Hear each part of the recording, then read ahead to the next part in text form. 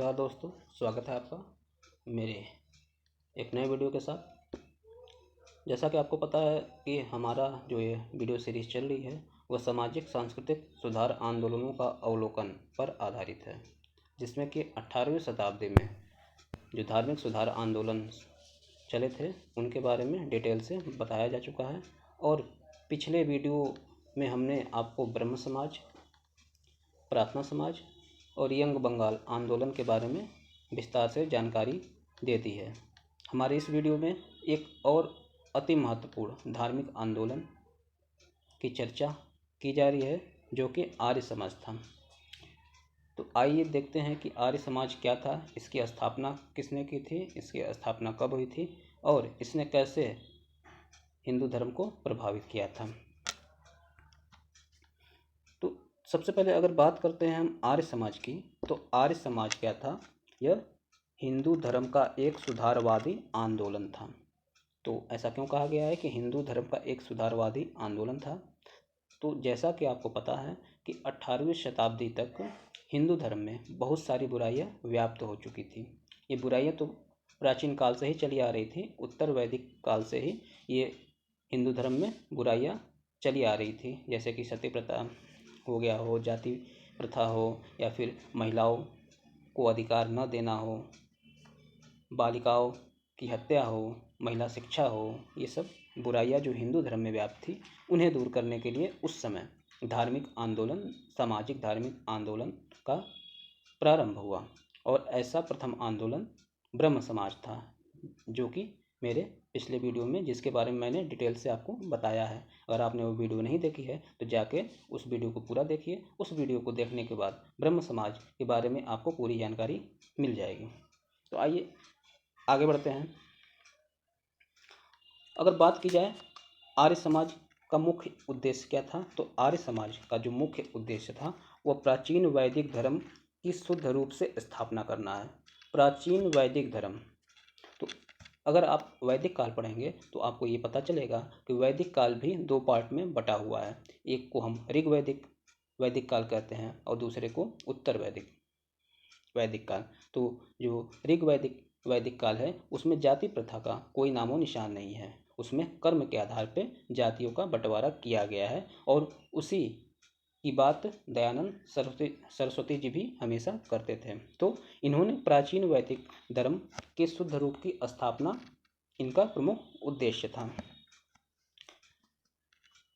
आर्य समाज के अगर संस्थापक की बात की जाए तो इसकी स्थापना दयानंद सरस्वती जी ने की थी और इसकी स्थापना उन्होंने 10 अप्रैल 1875 को महाराष्ट्र के गिरगांव नामक स्थान पे, जो कि मुंबई में है, वहाँ पे की थी।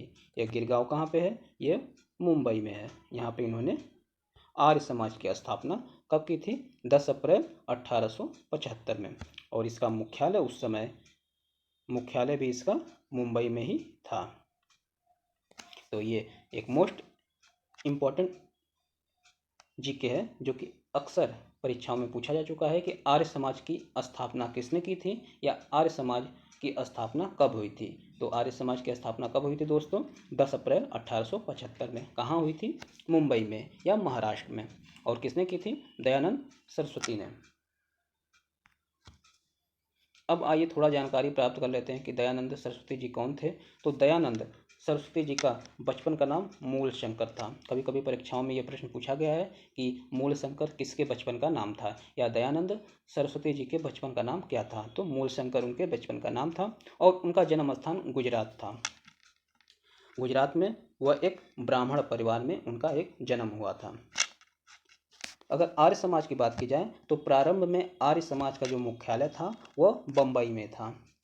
यानी कि आर्य समाज की स्थापना कब होती है? 1875 में। और 1875 में जब इसकी स्थापना होती है तो इसका जो मुख्यालय था वह मुंबई में था। लेकिन 1877 में इसका जो मुख्यालय था आर्य समाज का वो लाहौर स्थानांतरित हो गया। इसके अलावा बात करते हैं, एक दयानंद सरस्वती जी की एक प्रसिद्ध पुस्तक है जो कि उनके विचारों और उनके चिंतन पर प्रकाशित है। उस पुस्तक का नाम है सत्यार्थ प्रकाश। ये पुस्तक बहुत ही ज़्यादा महत्वपूर्ण है परीक्षा की दृष्टि से, क्योंकि कई बार ये परीक्षाओं में आ चुका है कि सत्यार्थ प्रकाश किसकी रचना है। तो सत्यार्थ प्रकाश दयानंद सरस्वती जी की रचना है। और इसके अलावा इन्होंने वेदों को ही सच्चा और सभी धर्मों से हट कर बताया है, यानी कि इनका पूरा जोर वेदों पे ज़्यादा था, वेदों को ज़्यादा ये महिमांडित करते थे। इसके अलावा इन्होंने ये भी कहा कि जो धार्मिक विचार इन्होंने ठुकरा दिए, उन धार्मिक विचारों को इन्होंने ठुकरा दिया था जो कि वेदों के अनुकूल नहीं थे, यानी कि वेदों के अनुसार जो भी परंपराएं या धार्मिक विचार उससे मेल नहीं खाती थी, उसको उन्होंने ठुकरा दिया था। इसके अलावा उनका प्रसिद्ध नारा ही था वेदों की ओर लौटो। ये नारा भी बहुत महत्वपूर्ण है और परीक्षाओं में ये बहुत बार, अनगिनत बार ये आ चुका है कि वेदों की ओर लौटो किसका नारा है। तो मेरे प्यारे साथियों, किसका नारा है? दयानंद सरस्वती जी का ये नारा है, वेदों की ओर लौटो। इसके अलावा उन्होंने वेदांत की शिक्षा मथुरा के एक अंधे गुरु स्वामी विरजानंद से ली थी। किससे ली थी? स्वामी विरजानंद, जो कि कहाँ के निवासी थे? मथुरा के। और किसकी शिक्षा इन्होंने ली थी? वेदांत की शिक्षा इन्होंने ली थी। इन्होंने वेदों को सर्वश्रेष्ठ बताया है और प्राचीन हिंदू धर्म ग्रंथों में पुराणों की आलोचना की है। तो ये देखा जाए कि वेदों की तो इन्होंने खूब सराहना की है, लेकिन पुराणों की इन्होंने आलोचना की है। तो अगर बात हो रही है पुराण की, तो पुराणों की संख्या कितनी है? पुराणों की संख्या 18 है। और सबसे प्राचीन पुराण कौन सा है? तो सबसे प्राचीन पुराण है मत्स्य पुराण। मत्स्य पुराण ये परीक्षाओं में पूछे गए प्रश्न है कि सबसे पुराना और व्यवस्थित पुराण कौन सा है? तो मत्स्य पुराण। और पुराणों की संख्या कितनी है? तो 18। ये भी आप लोग नोट कर लीजिए। और दोस्तों, मेरा वीडियो आप केवल देखिए ही मत, इसको आप नोट करते चलिए, या तो स्क्रीनशॉट ले लीजिए या फिर इसको कॉपी में नोट करते रहिए, क्योंकि ये प्रश्न जो मैं बता रहा हूँ ये बहुत ही ज़्यादा परीक्षाओं में अक्सर पूछते हैं। तो इसलिए आप वीडियो को देखिए भी, उसको नोट भी करते जाइए, जो कि आपके लिए और भी ज़्यादा बेनिफिट साबित होगा। इसके अलावा इन्होंने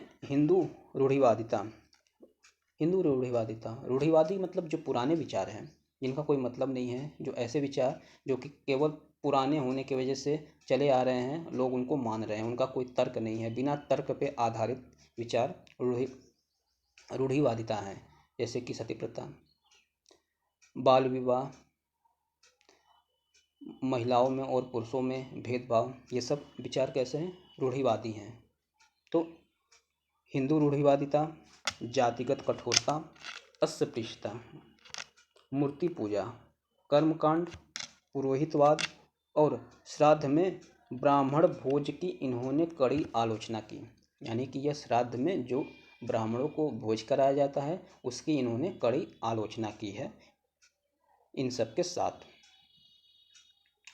इसके अलावा इन्होंने हिंदू धर्म में परंपरागत जाति प्रथा का भी विरोध किया और कहा कि जाति का निर्धारण जन्म के आधार पर नहीं बल्कि कर्म के आधार पर होना चाहिए, जैसा कि वैदिक काल में प्रथा थी। उस समय क्या प्रथा थी कि कर्म के आधार पर जाति का निर्धारण होता था, लेकिन आगे चलते चलते उत्तर वैदिक काल में ये परंपराएं खत्म हो गई और जाति का निर्धारण वर्ण के आधार पर होने लगा।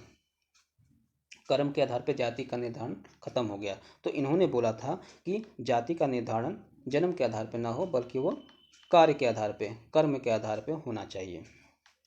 और इसके अलावा आर्य समाज ने विवाह की उम्र भी तय की थी।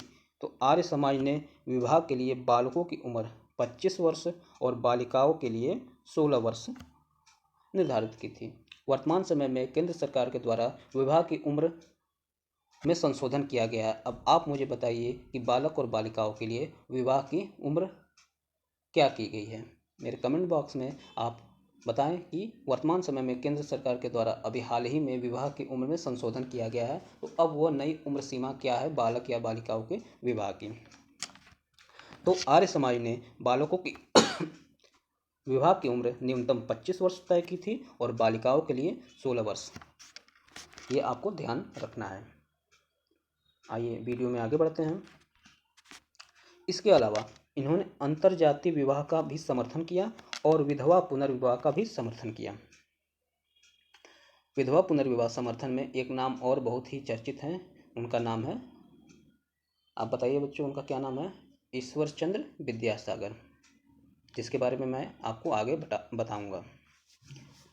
इसके अलावा जो इनकी शिक्षा के क्षेत्र में एक बहुत ही महत्वपूर्ण योगदान है वह है दयानंद एंग्लो वैदिक स्कूल की स्थापना। ये सबसे महत्वपूर्ण कार्य है आर्य समाज का या दयानंद सरस्वती जी का शिक्षा के क्षेत्र में।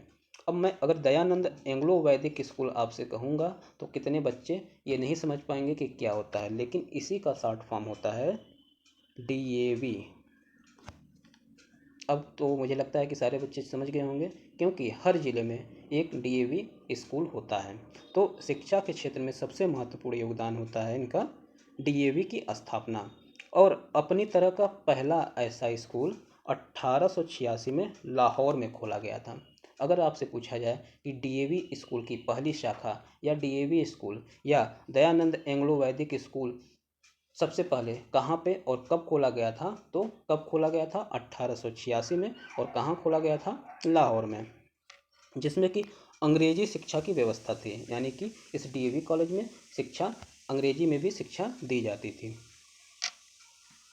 इसके अलावा आर्य समाज जो है वह लोगों का ध्यान परलोक की बजाय, यानी कि ईश्वर की बजाय वास्तविक संसार में ही रहने और मनुष्यों की समस्याओं की ओर अधिक था। यानी कि भगवान की ओर इनका ध्यान कम था, ईश्वर की ओर इनका ध्यान कम था, बल्कि जो वर्तमान वास्तविक संसार में रह रहे हैं लोग, उनकी समस्याओं की ओर ज़्यादा था।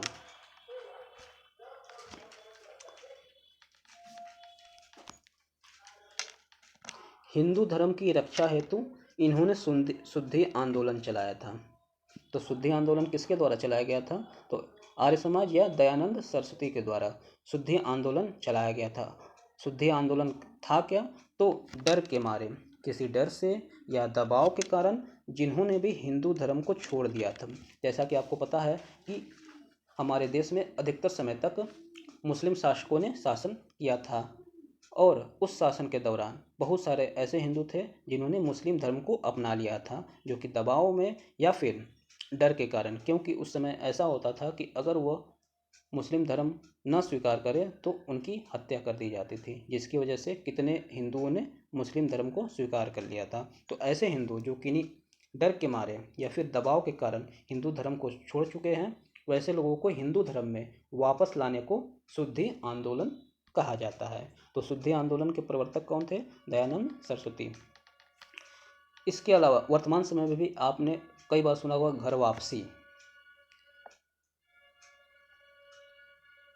घर वापसी का आपने जिक्र सुना होगा वर्तमान समय की राजनीति में। तो घर वापसी भी क्या है? एक प्रकार से शुद्धि आंदोलन ही है, उसी का एक रूप है। इसके अलावा आर्य समाज ने अवतारवाद का खंडन किया, यानी कि ईश्वर के अवतार में इनकी कोई आस्था नहीं थी, और इन्होंने कहा कि राम और कृष्ण महापुरुष हैं, न कि भगवान। क्योंकि अवतारवाद को इन्होंने सिरे से खारिज कर दिया और इन्होंने राम और कृष्ण को अवतार मानने से मना कर दिया और बोला कि यह कोई अवतार नहीं बल्कि महापुरुष हैं। इसके अलावा आत्मा द्वारा बार बार शरीर छोड़ना और पुनर्जन्म को इन्होंने सही माना है।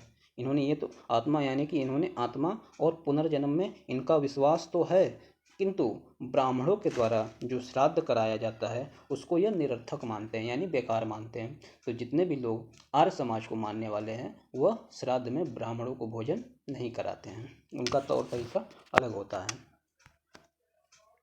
इसके अलावा कर्मफल और मोक्ष में भी इनका विश्वास है। 1863 में झूठे धर्मों का, यानी कि जो गलत धर्म थे, झूठे धर्म थे, उनका खंडन करने के लिए इन्होंने पाखंड खंडनी पताका लहराई थी। यानी कि पाखंड खंडनी पताका किसने लहराई थी? तो दयानंद सरस्वती जी ने लहराई थी 1863 में। क्यों? झूठे धर्मों का खंडन करने के लिए। और अगर आपसे पूछा जाए कि ये कहाँ पे लहराई गई थी, तो यह हरिद्वार में। हरिद्वार में कुंभ मेले के समय, कुंभ के समय हरिद्वार में इन्होंने पाखंड खंडनी पताका लहराई थी 1863 में।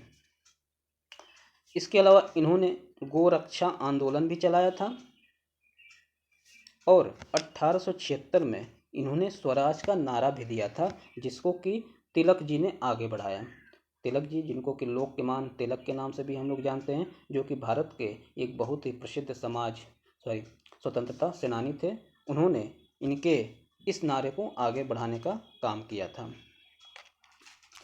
इसके अलावा आर्य समाज को वैलेंटाइन सिरोल इस नाम से आप लोग अगर नहीं परिचित हैं तो ये जान जाइए, वैलेंटाइन सिरोल ही वह व्यक्ति थे जिस पर मानहानि का दावा करने के लिए तिलक जी इंग्लैंड गए थे। प्रश्न ये पूछा जाता है कि किस पे मानहानि का दावा करने के लिए तिलक जी को इंग्लैंड जाना पड़ा, तो वो व्यक्ति वैलेंटाइन सिरोल थे। तो वैलेंटाइन सिरोल ने आर्य समाज को भारतीय अशांति का जनक कहा और आर्य समाज के साथ दो अन्य लोगों को भी वैलेंटाइन सिरोल ने भारतीय अशांति का जनक कहा, जिसमें कि एक तिलक है और एक करजन। यानी कि वैलेंटाइन सिरोल ने 3 लोगों को भारतीय अशांति का जनक कहा है, जिसमें से एक आर्य समाज, एक तिलक है और एक करजन है। ये आप परीक्षा की दृष्टि से महत्वपूर्ण है, इसको आप लोग नोट कर लीजिए। फिर आइए देखते हैं कि आर्य समाज के प्रमुख सिद्धांत कौन कौन से हैं। तो आर्य समाज के अगर सिद्धांतों की बात की जाए तो आर्य समाज के सिद्धांतों की संख्या 10 है। कौन कौन से हैं? पहला सिद्धांत है वेद ही ज्ञान का मुख्य स्रोत है। जैसा कि आपको पता है कि दयानंद सरस्वती जी वेदों पर ही मुख्य जोर देते हैं, इसलिए उनका कहना है कि वेद ही ज्ञान का मुख्य स्रोत हैं। इसलिए आर्य समाज में सभी को वेदों का ज्ञान होना अति आवश्यक है। तो ये इनका पहला सिद्धांत है। इनका दूसरा सिद्धांत है मूर्ति पूजा का खंडन, यानी कि आर्य समाज मूर्ति पूजा का खंडन करता है। तीसरा, वेदों के आधार पर ही मंत्र पाठ।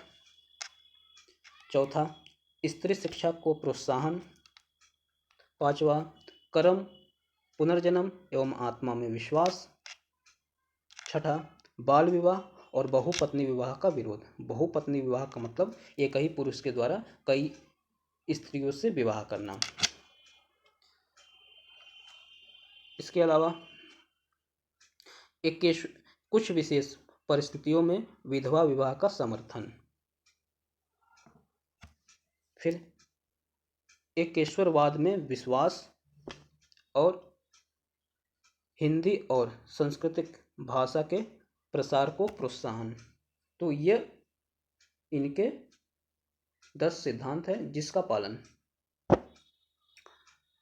ये लोग आर्य समाज को मानने वाले लोग करते हैं। 7, 8, 9। तो ये 9 सिद्धांत इसलिए लिखा हुआ है क्योंकि मैंने 2 सिद्धांतों को एक ही में जोड़ के लिख दिया है। और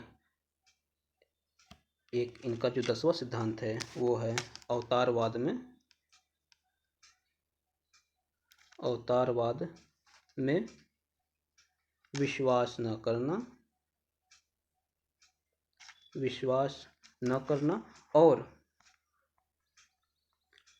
तीर्थ यात्रा का भी विरोध। यानी कि इनका 10वां जो मैं भूल गया था, आप इसको नोट कर लीजिए कि जो इनका 10वां सिद्धांत है वह तीर्थ यात्रा और अवतारवाद में विश्वास न करना। तो ये 10 इनके सिद्धांत हो गए। फिर आइए देखते हैं कि आर्य समाज के प्रमुख सामाजिक उद्देश्य क्या थे। क्योंकि किसी भी आंदोलन की शुरुआत किसी न किसी उद्देश्य को लेकर होती है, तो इसी प्रकार आर्य समाज का भी एक सामाजिक उद्देश्य था जो कि इस प्रकार से था। ईश्वर के प्रति प्रतित्व एवं मानव के प्रति भ्रातृत्व की भावना, यानी कि ईश्वर को पिता मानना और मानव को अपना भाई मानना, इसकी भावना का विकास होना आर्य समाज का प्रमुख सामाजिक उद्देश्य था।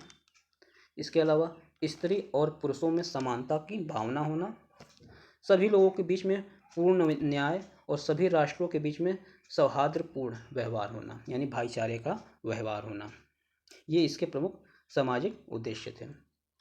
इसके अलावा स्वामी जी ने अपने समय के महत्वपूर्ण समाज सुधारकों से मुलाकात की, जैसे कि केशव चंद्र सेन। जैसे कि आपको मेरे पहले वीडियो में अगर केशव चंद्र सेन के बारे में जानना है तो आप मेरे पहले के वीडियो देखिए, उसमें मैंने विस्तार से इनके बारे में बताया है। और केशव चंद्र सेन ने प्रार्थना समाज की स्थापना की थी, और इसके अलावा ब्रह्म समाज को बंगाल के बाहर फैलाने में भी केशव चंद्र सेन का प्रमुख योगदान है। ईश्वर चंद्र विद्यासागर, जो कि मैं इनके बारे में भी आपको बता चुका हूँ, जिक्र कर चुका हूँ। इनके बारे में जो वीडियो है वो आपको आगे प्राप्त होगी।